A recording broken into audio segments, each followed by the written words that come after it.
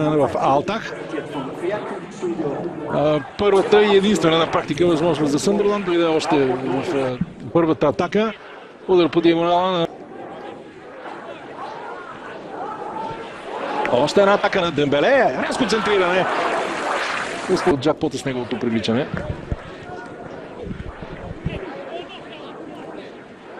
Пълното поле. Стабилна намеса на Джон Ошей. Паслак след това не може да продължи атаката. Роде обаче играе с топката. Той може да бие. Удар на Роде.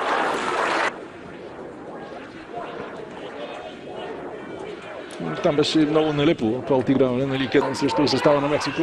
Гинтер вкара един от двата гола за Бундеслига. Сега отново Осман Дембеле. Отлично центриране на Дембеле.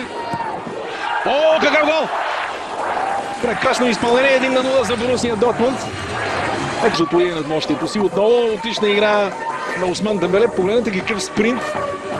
И центрирането остана Адриан Рамос под топката, но тя точно в дъгата пред наказателното поле кацна на крака на Нури Шахин.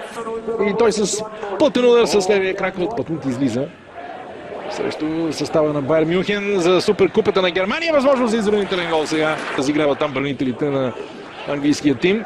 Много далечен удар. Този път отлична намеса обаче.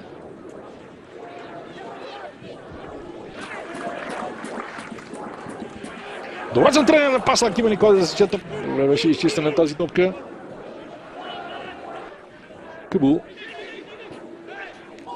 Добро подаване в коридор на Джон Ошей. Ще бъде ли това изравнителен гол? Не. Да видим. Не. Наистина имаше контакт. Гледаме още веднъж. Да, с левия си крак определено. Вайденфелер закачи Уайтмор. Сегато обаче да. Това е не лошо възможност. Обамеянг дори може да бие от тук. Предпочете комбинация. Шахин, технично изпълнение на Нури Шахин. Но Шахин да се върне към най-добрите си времена. В момента виждаме на терена двама национали на Турция.